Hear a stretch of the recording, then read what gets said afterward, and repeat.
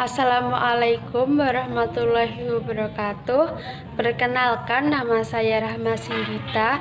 Saya dari kelas MBS 5E Profesional dengan NIM 185211031. Di sini saya akan membahas tentang manajemen konflik. Manajemen merupakan pengelolaan untuk mengatur sebuah organisasi atau sekelompok orang untuk mencapai tujuan organisasi tersebut.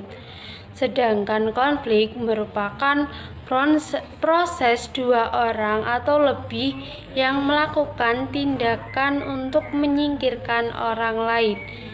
Jadi, manajemen konflik adalah sebuah pendekatan yang dilakukan serta diarahkan untuk komunikasi dengan perilaku konflik, yang mana pelaku konflik dapat mempengaruhi kepentingan bersama suatu organisasi.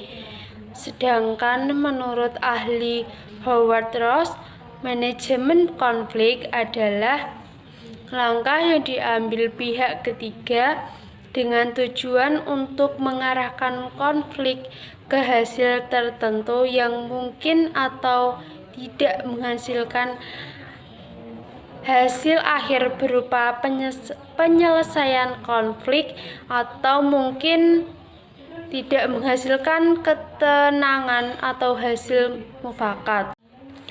Tipe-tipe manajemen konflik yang pertama, accommodating.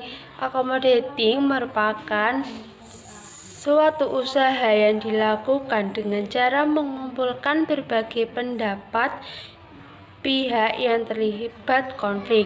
Nantinya akan digunakan untuk musyawarah atau menyelesaikan konflik tersebut, namun tetap mementingkan kepentingan dari salah satu pihak. Hal ini dapat merugikan salah satu pihak yang berkonflik. Yang kedua, avoiding.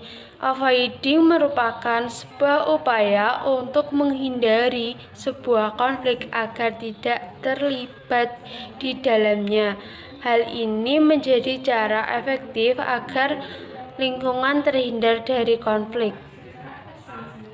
Yang ketiga, compromising.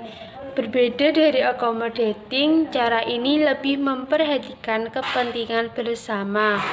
Yang keempat, collaborating. Collaborating merupakan suatu cara menyelesaikan konflik dengan bekerja sama yang hasilnya memuaskan semua pihak. Semua pihak akan bekerja sama untuk menyelesaikan masalah dengan tetap memperhatikan kepentingan bersama. Yang kelima, competing. Competing ini adalah cara yang digunakan dalam mengarahkan pihak yang terlibat konflik bersaing dan memenangkan kepentingan masing-masing pihak. Yang keenam, conglomerating. Yang keenam, conglomeration. Conglomeration merupakan kombinasi atau campuran menyelesaikan konflik dengan cara menggabungkan 5 tipe di atas tadi yang sudah saya jelaskan. Selanjutnya yaitu strategi manajemen konflik, yang meliputi pengenalan, diagnosa, menyepakati solusi, pelaksanaan, dan evaluasi. Yang selanjutnya, fungsi manajemen konflik.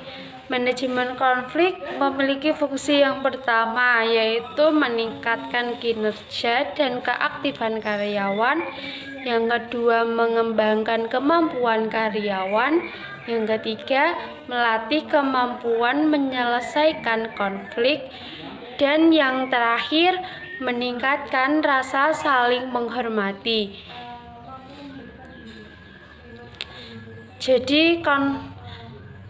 Dapat dikatakan konflik dapat terjadi di semua kalangan dan semua aktivitas. Untuk itu, muncul manajemen konflik yang berguna untuk mengatasi konflik yang ada. Konflik dapat terjadi dari berbagai faktor, entah dari faktor daya manusianya, sistem di perusahaan tersebut, bahkan ada yang dari atasannya sendiri yang bermasalah. Konflik harus diselesaikan dengan semua pihak, yakni antara atasan dan karyawan. Semua pihak harus menyadari kesalahan yang ada serta tidak tunduk akan egonya sendiri-sendiri. Karyawan tidak harus selalu tunduk dengan atasannya. Karyawan juga bisa mengatur dan memberikan pendapat jika ada yang salah dengan perusahaan tempat ia bekerja. Demikian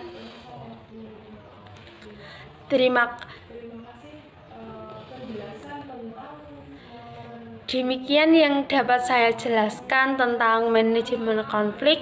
Terima kasih. Wassalamualaikum warahmatullahi wabarakatuh.